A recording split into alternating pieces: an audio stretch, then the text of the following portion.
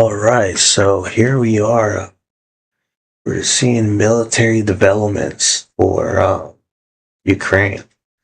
It has been regaining territory in Donetsk Oblast. That was expected. They have various plans to advance in Donetsk, and they're doing it slow and surely. They kept going inside the Oblast and made several counteroffensive. 100 square miles were captured, and nearly 100 soldiers, disrupting plants in the region. Um, the fighting remained, and plants in the region in Kyiv were fighting, kept inside and in tents along a 1,000-kilometer front line. Fiercest, one of the fiercest Donbass near Provokes and Kosteniska happened. Forces targeted Russian logistic and infrastructure, striking oil refineries, depots, and fuel supplies deep inside Russia, including Moscow. Um, and Russia continues to launch hundreds of drones and missiles daily, hitting cities such as Dnipro, Zaporizhia, and Kyiv, causing civilian casualties and damage to cultural sites, including the historic Kyiv and Lavra area. The Russian forces have also attempted to cross the border, operations with drone incursions into Poland and attacks on Russian oil facilities, highlighting the conflict of regional impact. Kyiv Independent. So here we're seeing the Kyiv Independent to see if we can come up with anything for our video. Um, this These military developments are usual. That's what happens in the front lines and in Ukraine. This uh, this kind of gives me a little twist, where we can get to work. Russia occupies roughly 20% of Ukraine's international recognized territory. The war has caused massive civilian suffering. One of the most important things, we have to see the humanitarian impact. These attacks floated through, and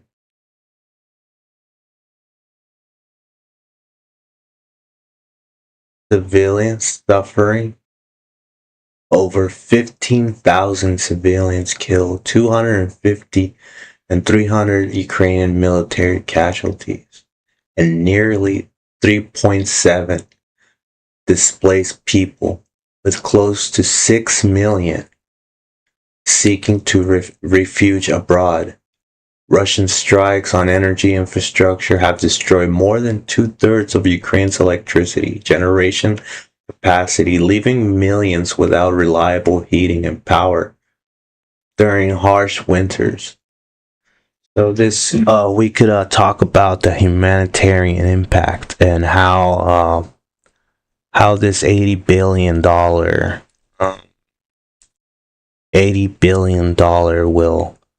will be will suffice in humanitarian aid. Here we got the diplomatic international contacts. Peace negotiations have been ongoing. U.S. envoys with a 20-point peace plan at the center of discussions. Territorial concessions, the Donbass, and a major sticking point where European countries various European countries, UK, France, and Germany, have pledged security guarantees. Um, what are these guarantees? Security. I mean, we have uh, Ukraine is not afraid, um, not afraid at all. It's one of the most. So here you go. Russian troops have infiltrated Ukraine's fortress belt city, a crucial gateway uh, to the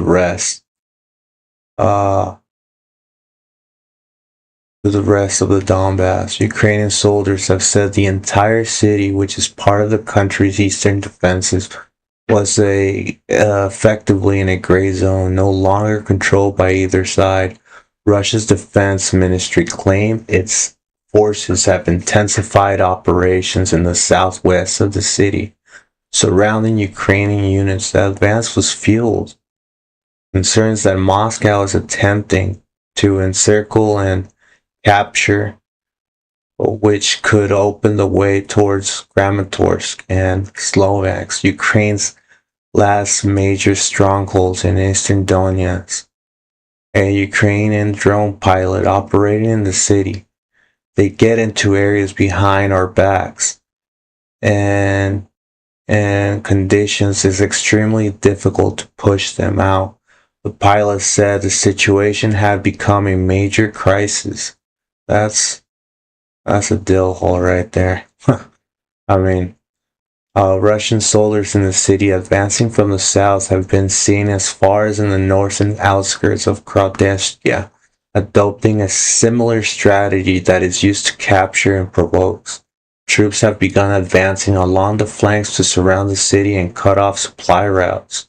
Last month, reports citing Ukrainian intelligence claim Russia's top commanders have convinced Vladimir Putin they could seize Kramatorsk and Sloviansk, the towns of the center of the fortress, by the end of the year. Such a breakthrough would bring the Kremlin closer to achieving one of its most significant remaining war claims, the conquest of the entire Donbass region. Kyiv, however, has rejected claims that it's being surrounded. Commander of Ukraine's 19th Corps insisted that the situation remains under control and the enemy has no success. The commander, nevertheless, acknowledged that around 130 soldiers were currently operating inside the city. According to the most recent figures released by authorities, around 2,000 civilians remain in Kontraviska, which has been cut off from all emergency and humanitarian aid. Ukraine's fortress belt is strategically important, 30 miles defensive line, stretching across northern Donetsk Oblast. It's formed the backbone of the country. Eastern defenses, it comprises 4 key cities. Russia has failed to capture Sloviansk, Kramatorsk, and all that, although the Kremlin has repeatedly launched offensive against the area. The Institute for the Study of War estimates that Russia's current rate of advance conquering the remainder of Donetsk Oblast could take at least 2 years.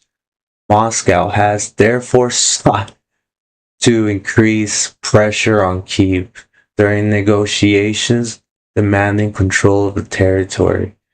It has yet to seize on the battlefield. However, Vladimir Zelensky has rejected demands to give up the fortress belt, bound by constitutional limits, strategic realities, and the will of his people. Dr. Shane O. Burke, an expert in Russian history at the University of York, described as being an imbalance, adding that if Putin captured the rest of Donetsk, it will give him a spurious claim to some sort of victory. He told the Telegraph, "It does not seem that the city is in the balance at the moment, but we have been here before, with many other cities in the Russians having a habit of claiming cities that have fallen long before they have, and in some cases it has become almost a ritual. If it falls, it will be a loss, but I don't think it will be the end of the fortress belt. The taking of all of Donetsk is about all that is left of Russia's original war aims. From 2022, Putin is desperate for that. It will be giving him a spurious claim to some sort of victory that still leaves other fortress cities. Russia's infiltration comes as Russia's full-scale war in Ukraine enters a period of relative stagnation. Um, stagnation along much of the front after a Ukrainian drone attack on Moscow's largest oil refinery. Last week, Russia pulled an air defense system from the front line and moved into Moscow to defend the Russian capital. Ukrainian commands claim their forces are recapturing more territory this year than they are losing. Okay, so there's a lot to write about when it comes to these kinds of things. Military development has been going on in Donetsk Oblast, provokes as one of the arms for liberation, where Ukraine has been planning for humanitarian aid. Russia takes over 20% of land. Strikes take an electrical infrastructure, taking hit in cost, leaving people without electricity, all while plans come forth for the humanitarian impact, the sticking point to see if the $80 billion loan of NATO countries can supply the country with the needed infrastructure. The condition has been a major crisis and part of one of the biggest projects for Ukraine to undertake. In its full-scale stagnation of the region, Ukraine gathers its defenses, which takes $80 billion to its military for assortment and supplies. The regional impact puts Ukraine in the crossroads as to what it can do to civilian suffering. 15,000 people killed, 6 million seeking refuge. How will Vladimir Zelensky use the money to help his people? The president has a huge problem with providing a way for refuge and immigration. The crisis is drastic to the point that Russia's conquest endangers the people by stopping transport in villages and cities. The pressure for Ukraine to plan these migration routes will be one of the utmost important projects to undertake, as it would put the military in a dangerous spot. The creation to take responsibility of refuge will be one of the ways where Vladimir Zelensky has taken, but these shelters are simply too small to shelter that many people. Although migration to Europe would be one of the ways to facilitate living, Ukrainians are in influx in many countries, such as Germany. For example, here in the United States, they don't have immigration status for long-term stay, putting them in limbo. As a way to escape the war, they lose work and housing, as do their statuses expire. These protections will be the cause of Congress devising a way to protect Ukrainians coming into the country.